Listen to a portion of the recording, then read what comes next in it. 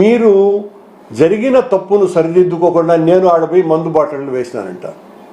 సరే, ఎంతకైనా దిగజారి మా మీద నిందలు మోపేటువంటి శక్తి ఉన్నది, మీకు యుక్తి ఉన్నది, అధికారము ఉన్నది. అక్కడ సీసీ కెమెరాలు ఉంటాయి, నిఘా వ్యవస్థ పూర్తిగా విఫలమైంది.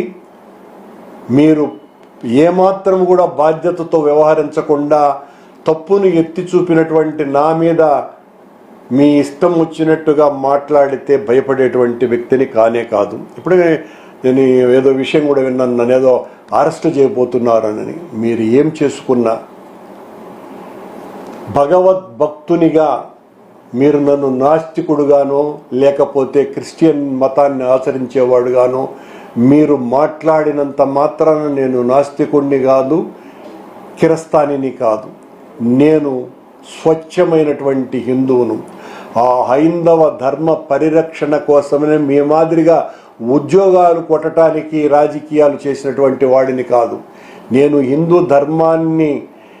ధర్మం పట్ల అపరిమితమైనటువంటి అనురక్తి కలిగి భక్తి విశ్వాసాలతో అనేక పూజ్యనీయులైనటువంటి స్వాముల ద్వారా విషయ సంగ్రహం చేసి మాట్లాడేటువంటి వ్యక్తినే తప్ప నోటికి వచ్చినట్టుగా మాట్లాడేవాడిని కాదు.